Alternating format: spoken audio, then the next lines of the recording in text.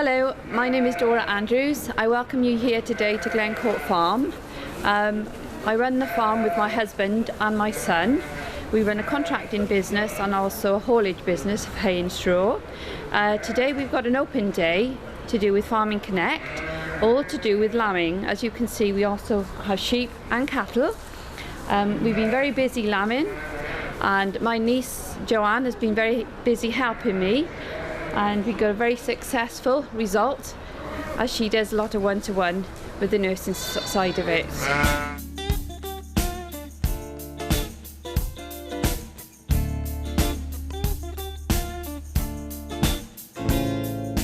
I'm John Vipon from the Scottish Agricultural College, and I'm working with Farming Connect on lambing focus this year. The major survey which was done on lamb losses found that ewes dying before lambing, abortions and lamb losses around birth were the major causes.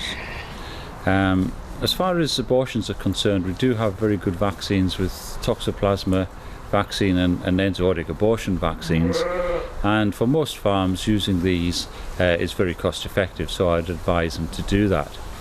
In terms of losses before lambing, sometimes this can be pregnancy toxemia. I think in the year of the survey quite a lot of ewes would have been lost with prolapse because they were over fat. Now 2011 has been a particularly mild winter, and I would encourage all farmers to go out and check the condition score of their ewes now, because normally ewes would lose between 5 and 10 kilograms of fat, or about 1 condition score, between mating and lambing. But this year at scanning, ewes are really quite fat. There's lots of lambs about, and overfatness can predispose to pregnancy toxemia and to prolapses. Sheep running outside at the moment, you'll find it difficult to feed if they're getting a pick of grass, because all of the time they're concentrating on grazing.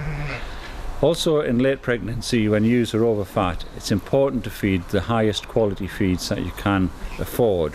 And in this respect, particularly with silage-based diets, it's important to use sources of digestible undegradable protein such as soybean meal, fed between, a rough rule of thumb is 100 grams of soya per lamb carried. Also note, in a year when ewes are over fat, often farmers will feed less concentrates, and the merchants are saying they haven't sold as much yet. And this might mean that the ewes are not going to be getting their normal quota of minerals and vitamins.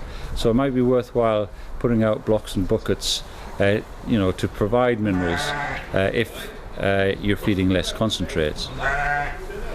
In the survey, it was found that some lambs were dying because they were too big, and some were dying because they were too small. Lambs that are too big tend to be singles that have had a lot of trauma at birth, and they tend to be hypoxic, find it difficult to stand, and often they will become hypothermic because the lamb that is lying down will lose heat 4 times faster to the ground than to the air. So it's important that we get lambs on their feet as quickly as possible. And here, correct feeding of the ewe is important.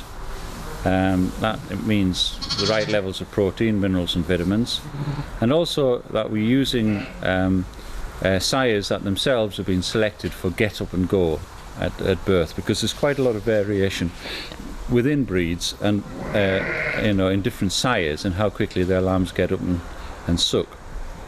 And certainly the sooner a lamb sucks, the more likely it is to survive.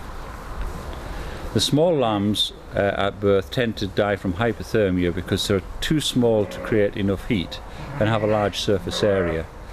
And again, they have reserves of brown fat which they can use to keep themselves warm, and if the ewe has been given sufficient minerals, particularly selenium and iodine, they will be able to utilize that. And also they need attention at birth, things like attention to navels and adequate colostrum.